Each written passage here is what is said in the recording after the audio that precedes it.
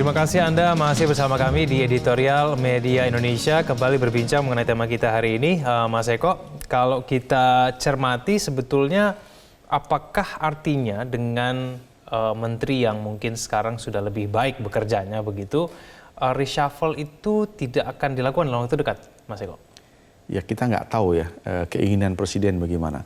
Cuma kalau kita melihat kinerja dari kementerian sekarang, ya sebetulnya sudah on the track ya. Jadi kemungkinan besar tidak akan dilakukan dalam waktu dekat. Cuma presiden ini kadang-kadang kan juga kita unpredictable, nggak bisa kita tebak ya. Kalau kita melihat di periode pertama Pak Jokowi JK, itu ada 4 kali malahan Egan. Di 10 bulan pertama sudah ada reshuffle itu. Bahkan ada 4 posisi menteri dan jabatan lain yang kemudian di reshuffle waktu itu. Itu baru 10 bulan. Nah sekarang kan baru 8 bulan. Tapi kalau melihat dari komentarnya Pak Pratik kemarin, ya setelah ada Pak Jokowi marah-marah, kemudian direspon dengan baik di tingkat kementerian. Jadi kementerian-kementerian yang dikritik ya oleh banyak orang, misalkan di Kementerian Sosial, Kementerian Kesehatan, bahkan ada Kementerian Keuangan yang sebetulnya kinerja baik juga sempat dikritik juga. Ternyata kinerjanya semakin baik. Nah, ini menurut Pak Pratik ya. Jadi reshuffle untuk dalam waktu dekat tidak diperlukan lagi. Tidak diperlukan lagi. Baik, Mas Eko, kita coba mengenai kinerja menteri saat ini. Kita coba tanyakan dengan pengamat politik Yunarto Wijaya yang sudah tersambung di ujung telepon. Mas Toto, selamat pagi. Halo, selamat pagi. Mas Toto, kalau menurut Anda, apakah kinerja menteri kita ini sudah lebih baik, Mas? Pasca ada peringatan dari Presiden Joko Widodo kemarin, bahkan ada ancaman reshuffle di sana. Pertama gini ya, saya harus bicara, saya bukan pengamat politik yang berani menilai atau mengevaluasi kabinet secara menyeluruh, karena saya ingin konsisten. Pengamat itu kan bicara pembentukan kabinet harus harus bersifat teknokratik, artinya hanya yang ahli yang boleh dipilih.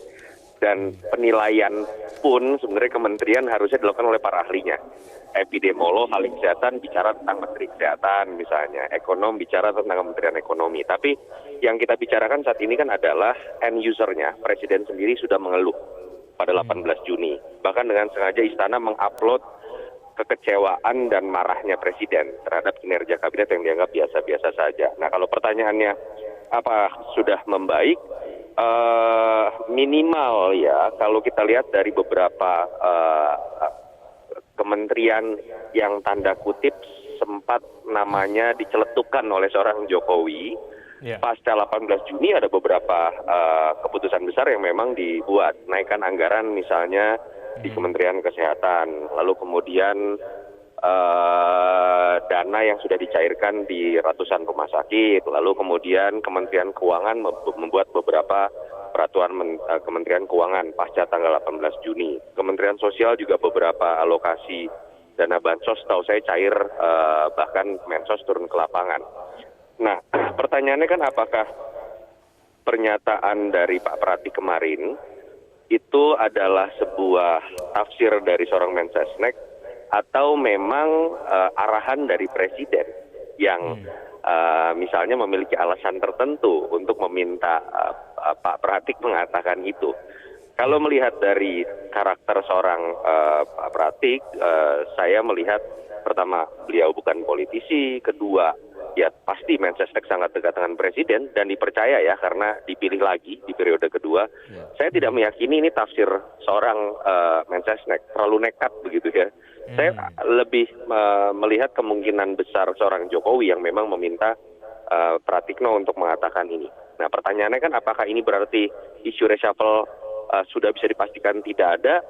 Tidak juga. Saya lebih melihat bahwa ini adalah upaya untuk meredam pro dan kontra yang mungkin dianggap terlalu liar. Kenapa terlalu liar? Ya mungkin saja sekarang jangan-jangan ada menteri yang sudah malas bekerja karena namanya sering disebut begitu dari perbincangan publik akan diganti. Ini kan berbahaya. Kedua, bagaimana mungkin partai mulai mengambil posisi berbeda, berhati-hati atau bahkan saling menyerang atau bahkan mengambil posisi berbeda dalam kebijakan strategis, misal Undang-Undang Cipta Kerja dan hal-hal lain misalnya, yang ini akan malah berpotensi menambah beban dari pemerintahan. Jadi kalau saya lebih melihat ini upaya menetralisir liarnya pro dan kontra, dan bukan tidak mungkin pasca pro dan kontra ini teredam, reshuffle tetap bisa terjadi. Tetapi reshuffle kan lebih mungkin terjadi secara produktif dalam kondisi yang tidak seperti ini. Reshuffle di tengah pandemi COVID-19 menurut Anda efektivitasnya seperti apa, Mas Toto? Kalau saya termasuk yang melihat dari kacamata pada saat masa krisis wabah, presiden harus lebih presidensial. Artinya kapanpun memecat orang tidak boleh ragu. Sama seperti perusahaan ya, momen untuk mengevaluasi secara lebih tegas bagi karyawannya itu terjadi pada masa krisis, terjadi pada masa sulit, bukan terjadi pada masa biasa-biasa saja ataupun pada masa peak begitu ya, atau puncak. Jadi saya termasuk yang merasa dalam situasi wabah berat seperti ini, kapanpun presiden harus berani memecat dan mengevaluasi menterinya yang memang tidak punya kapabilitas. Mas Toto, ada tidak kemudian yang menjadi penghalang bagi Presiden Joko Widodo untuk segera melakukan reshuffle? Ya pasti ada ya. Kita kan sepakat bahwa pembentukan kabinet dalam sistem presidensial kita tidak sempurna, tidak sepenuhnya teknokratik tadi berdasarkan keahlian. Kita tahu tanda kutip ada nuansa keterpaksaan yang harus diterima oleh presiden ketika ada partai yang menitipkan nama yang belum tentu sesuai dengan latar belakang orang tersebut, yang belum tentu loyalitasnya hanya kepada presiden tapi juga kepada partai tersebut, atau bukan hanya tentang partai, titipan nama-nama yang memang tanda kutip di awal pembentukan kabinet dilonggarkan, dicoba, dieksperimen oleh presiden. Ini terjadi bukan hanya pada zaman Jokowi maksud saya, SBY juga terjadi, zaman Ibu Mega juga terjadi, yang menyebabkan kabinet tidak sempurna. Nah, dalam konteks itu kan artinya ketika ada orang-orang tersebut yang dicopot, ada konsekuensi politik, ada hitung-hitungan politik yang akan mempengaruhi kursi parlemen, dukungan politik. Efeknya bukan tidak mungkin kepada beberapa keputusan strategis yang memang didasarkan pada kesepakatan politik juga. Misalnya, bukan nggak mungkin loh Undang-Undang Cipta Kerja dalam proses pembentukan undang-undangnya katanya akan diketuk dalam waktu dekat akan terganggu. Ketika misalnya ada partai yang merasa jatahnya terganggu, itu logika politik ya. Saya bukan sedang menerka, tapi itu logika politiknya seperti itu, dan itu hanya satu contoh. Itu faktor pertama. Faktor kedua, ya bagaimana menemukan orang yang tepat. Ini kan bukan tentang sekedar membuang orang yang tidak tepat saja. Bagaimana reshuffle harus dimaknai betul-betul sebagai tata kerja begitu ya.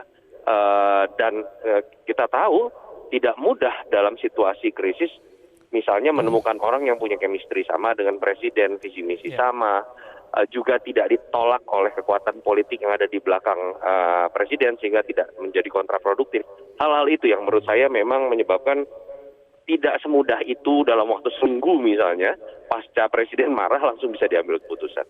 Oke, baik. Mas Toto, terima kasih telah bergabung sama kami di editorial Media Indonesia. Sama-sama.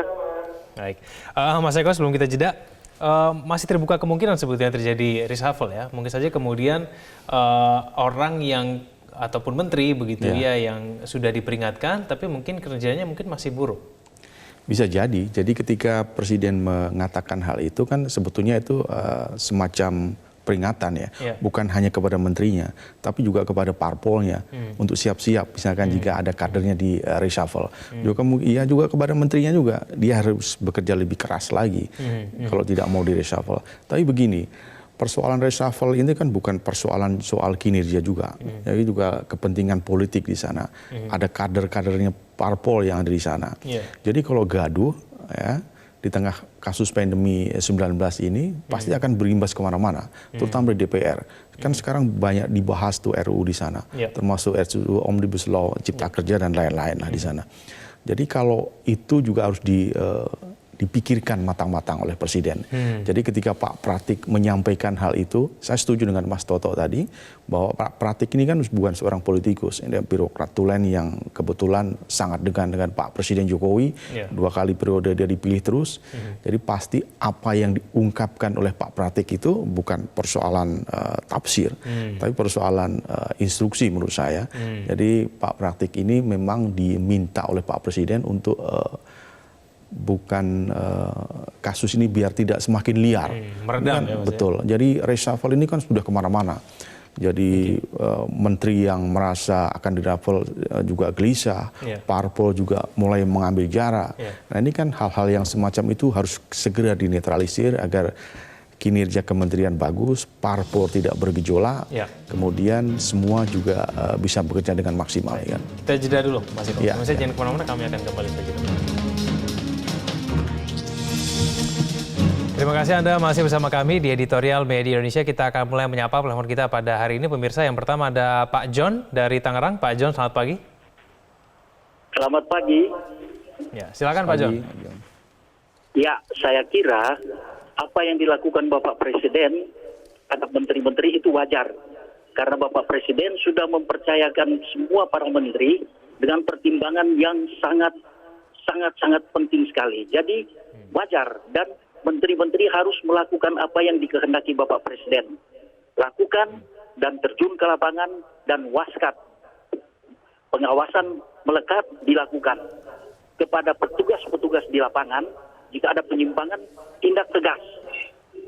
Baik itu lewat parpol, lewat lintas agama, ataupun lewat independen, antara lain LSM, yang benar-benar mau bekerja mendukung program pemerintah dalam hal untuk membantu rakyat miskin. Saya kira itu penting, dan terima kasih untuk Bapak Presiden. Terima kasih, bravo untuk Bapak Presiden. Baik, terima kasih Pak John dari Tangerang. Saya ke Pak Boy Lestari dari Padang. Pak Boy, selamat pagi. Assalamualaikum warahmatullahi wabarakatuh. Waalaikumsalam. Pak Kevin. Ya, silakan Pak Boy. Yang pertama, menteri itu kan membantu presiden. Itu dulu. Menteri itu adalah membantu, bukan pembantu. Membantu pekerjaan presiden. Nah intinya, jangan tunggu marah dulu presiden baru bekerja gitu loh. Nah sekarang yang sangat dibutuhkan nih Pak Kevin ya, ada 4 menteri yang harus turun tangan. Yang pertama Menteri Kesehatan, yang kedua Menteri Perdagangan, yang ketiga Menteri Sosial, dan yang keempat Menteri Mendikbud. Ini sangat vital menteri yang 4 ini. Nah kalau mereka nggak turun, Allahu Akbar, la ilaha illallah, masyarakat kita menjerit Pak, yang 4 menteri itu Pak.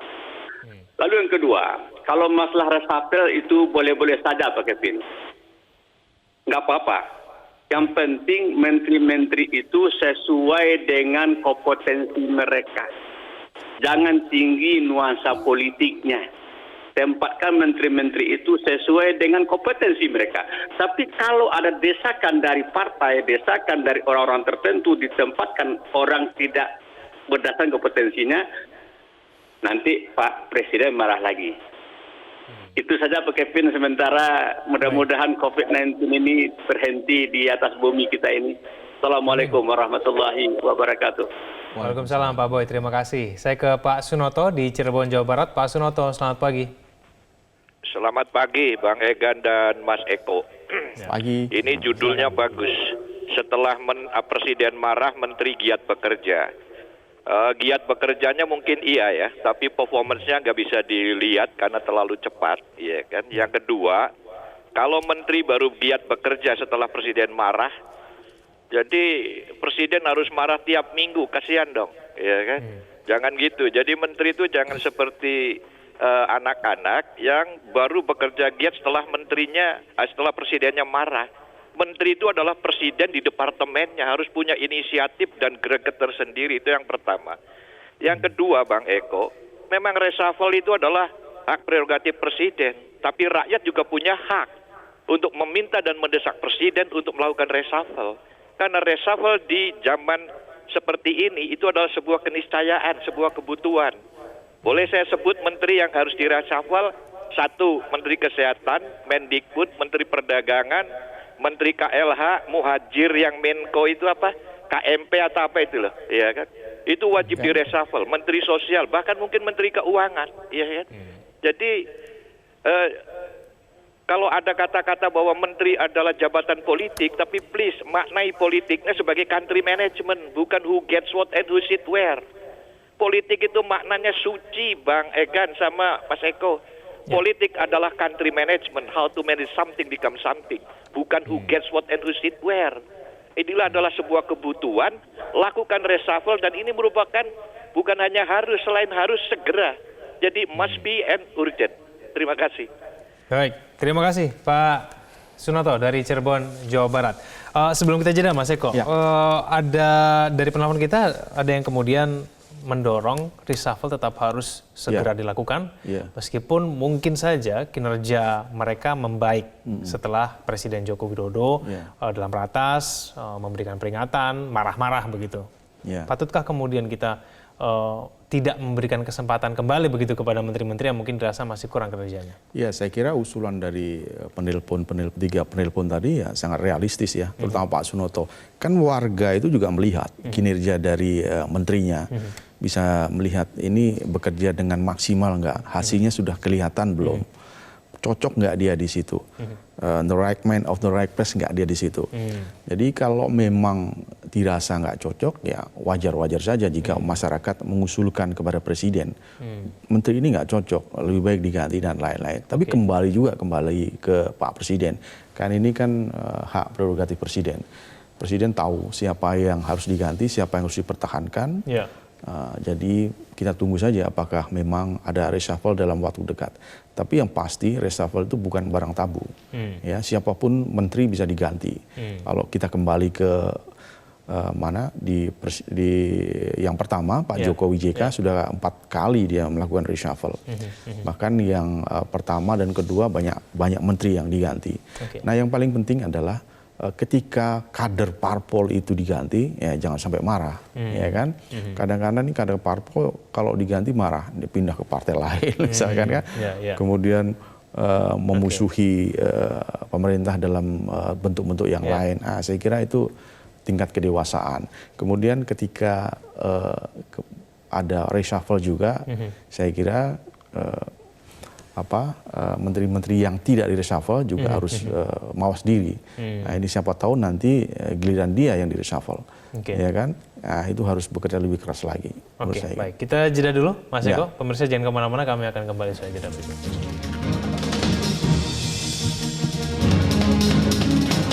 Kembali bersama kami di editorial Media Indonesia. Mas Eko, yang kemudian juga menjadi pencermatan kita adalah bagaimana kemudian para menteri kita ini bisa melanjutkan kinerjanya semakin baik tanpa harus presiden marah-marah. Gimana kemudian cara yang paling efektif sebetulnya untuk betul-betul bisa terus membuat menteri-menteri kita ini bekerjanya maksimal terus, Mas? Iya, presiden marah itu sebetulnya hal yang wajar. Ya. Kemudian ketika dia marah, menterinya merespon dengan hal yang kinerja yang bagus, itu lebih bagus. Itu kan artinya kinerja menteri ketika presiden marah gitu ya, akan semakin bagus. Tapi begini, kita juga nggak bisa langsung menjudge bahwa ketika presiden marah kemudian ada reshuffle. Enggak. Ketika presiden marah misalkan setiap 2 tahun sekali misalkan, apakah setiap 2 tahun sekali harus melakukan reshuffle? Kan nggak harus juga. Apakah harus setiap 5 tahun ada reshuffle? Itu belum tentu juga. Ketika presiden marah 4 bulan sekali marah misalkan, apakah itu pertanda presiden akan reshuffle juga? Belum tentu juga. Siapa tahu dia mengevaluasi kinerja triwulan pemerintahannya. Jadi ketika presiden marah kita harus melihat konteksnya dulu. Ini kan konteksnya terkait dengan COVID-19. Nah, jadi kinerja pemerintah dalam hal ini kementerian memang sangat disorot. Kita tidak bisa bekerja seperti biasa. Tentu harus bekerja yang luar biasa, itu yang diinginkan oleh presiden. Ketika presiden melihat menterinya tidak bekerja secara maksimal, maka kemudian dia marah. Itu kan kita bisa melihat kemarin di penayangan itu ya, ketika kemudian 10 hari ditayangkan. Tapi kalau kita melihat tadi, seperti yang saya singgung tadi, ketika Pak Pratik mungkin mengklarifikasi ya, mungkin saya yakin itu diminta oleh Presiden, bahwa setelah Pak Presiden marah-marah, kemudian kinerja kementerian makin membaik. Jadi artinya saya melihat reshuffle tidak mungkin dilakukan waktu dekat. Bisa jadi mungkin tahun depan. Iya, tapi sempat kegaduhan politik juga Mas akhirnya. Maksudnya gara-gara kemudian Presiden marah, dipostingnya juga baru 10 hari kemudian. Ini kan sempat membuat kegaduhan politik, terus orang udah ngomongnya kemana-mana nih. Ya pasti, ini yang ngomong soalnya Presiden. Jadi pasti akan efeknya kemana-mana.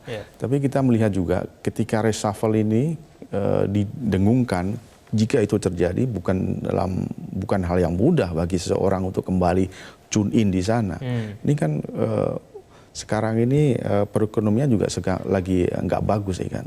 Siapapun yang akan masuk ke kementerian juga pasti akan bekerja keras. Termasuk yang disebut oleh penelpon tadi, banyak warga juga menyebut itu, Menteri Kesehatan, Menteri Pendidikan, menteri yang berhubungan langsung dengan masyarakat itu pasti akan lebih disorot karena kan langsung berhubungan dengan masyarakat. Jadi kita mungkin perlu bersabar dulu, kita melihat 1 tahun ini apakah memang ada perkembangan yang lebih bagus menteri-menteri ini. Kalau memang bagus, ya saya kira tidak perlu di-reshuffle kan. Nah, nanti kita lihat tahun kedua. Kalau tahun kedua memburuk, ya saya kira Presiden pasti akan melakukan reshuffle. Ya, karena mungkin sebagian orang hanya banyak juga yang beranggapan bahwa nanti jangan-jangan menterinya selang 1 bulan, selang 2 bulan, lalu kemudian kerjanya kembali buruk. Lalu kemudian Presiden harus marah-marah lagi. Ntar akhirnya jadinya malah Presiden marah-marah itu cuma hanya sebagai tontonan aja Mas, tidak kemudian membuat efektif kinerja pemerintahan kita juga. Ya, itulah sebabnya makanya memilih menteri harus yang tepat. Ketika menterinya tidak tepat ditempatkan ya dengan keahliannya, pasti akan kedodoran di sana. Pasti akan timbul reshuffle di sana.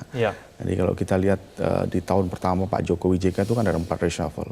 Cuma yang ketiga dan keempat aja itu bukan terkait dengan kinerja mungkin. Kalau Bu Khofifah kan karena dia jadi gubernur, diganti dengan Pak Idrus Marham. Nah kebetulan Pak Idrus Marham malah kena OTT KPK menjadi tersangka. Kemudian ketika Pak Asban Amnur itu kan karena PAN-nya tidak mendukung pemerintah ketika itu. Kemudian diganti dengan Pak Syafruddin. Nah, ini hal-hal yang mungkin di luar teknis soal kinerja. Tapi kalau reshuffle yang pertama dan kedua, ya periode Pak Jokowi JK itu memang terkait dengan kinerja mungkin. Jadi masih ada waktu bagi menteri yang disebut tadi untuk meningkatkan kinerjanya agar tidak di-reshuffle. Baik, Mas Eko, tapi pola komunikasi dari Pak Jokowi ini menurut Anda di kementerian ataupun kabinet kita yang sekarang seperti apa sih Mas? Karena kan kita tahu bahwa Presiden Joko Widodo ini tidak pernah kemudian menyampaikan perasaannya secara eksplisit begitu. Bahkan kemudian ketika marah pada saat dalam rapat kemarin bisa dikatakan banyak orang yang mengatakan bahwa tidak pernah Presiden mengungkapkan perasaannya sedemikian rupa. Tidak pernah semarah sedemikian begitu. Bagaimana kemudian? Iya, kita nggak pernah melihat Pak Presiden semarah itu ya. Jadi ketika melihat Pak Jokowi marah seperti itu mungkin juga menterinya kaget. Jangankan menterinya, kita sebagai orang awam juga pasti kaget. Ada apa ini? Tentu Pak Jokowi sendiri yang tahu kenapa dia marah-marah seperti itu. Kalau kita melihat dari kinerja bisa jadi menterinya nggak maksimal. Kalau kita melihat perekonomian Indonesia yang tidak sesuai dengan harapan, pasti di tengah pandemi COVID-19 ini kita harus melihat ekonomi bukan hanya Indonesia, tapi di ekonomi global juga terimbas. Kemudian obatnya COVID itu kan juga belum kita temukan kan, sampai kapan itu kan juga berimbas kemana-mana. Tentu dengan perekonomian Indonesia juga terimbas. Jadi mungkin banyak hal yang membuat Pak Jokowi berpikir sehingga marah-marah seperti itu ya. Kalau ada orang baru Mas, katakanlah kemudian Presiden akhirnya melakukan reshuffle begitu. Apakah kemudian orang baru itu bisa menjamin juga bahwa kinerjanya akan lebih baik daripada menteri sebelumnya di tengah pandemi COVID-19, di mana kemudian kita tahu bahwa semua orang sedang mengalami kesulitan, khususnya di ekonomi begitu. Di Pak Jokowi JK yang di jilid pertama ya, itu yang si Egan sebutkan tadi pernah terjadi. pergantian menteri sebentar kemudian diganti lagi. Contoh kasus Pak Rizal Ramli, kemudian dia masuk belum lama terus kemudian diganti. Nah, itu contoh kasus saja. Jadi kemudian kalau memang ada pergantian nanti, saya kira harus yang lebih tepat lah. Komunikasi politik dengan parpol juga harus semakin digiatkan. Kalau memang itu terjadi akan nanti reshuffle. Jangan sampai nanti parpol marah. Ya, imbasnya bisa kemana-mana itu, di DPR juga bisa itu nanti. Karena kita lihat undang-undang RUU yang akan dibahas di DPR itu kan banyak sekarang kan. Tahun depan juga akan semakin banyak yang dibahas. Jadi harus ada pendekatan yang lebih apa namanya, lebih human. Ya. Pak Jokowi itu jagonya lah kalau untuk urusan persoalan ini. Tidak menimbulkan kegaduhan, itu Pak Jokowi jagonya. Baik, kita harapkan semoga kemudian kinerja dari para menteri ini semakin baik dari waktu ke waktu. Terima kasih Mas Eko telah bersama kami pada pagi hari ini. Reshuffle sebagai bukan semata masalah kinerja, melainkan juga politik kepentingan. Bisa dibayangkan jika perombakan kabinet dilakukan di tengah krisis pada saat ini. Selain menimbulkan kegaduhan politik, juga belum tentu menteri baru bisa langsung klop dengan jajaran birokrat dan sistem di kementerian yang dipimpinnya. Alih-alih melakukan akselerasi, yang ada malah kabinet baru akan lebih sibuk untuk beradaptasi. Terima kasih Anda telah menyaksikan editorial Media Indonesia. Selamat pagi.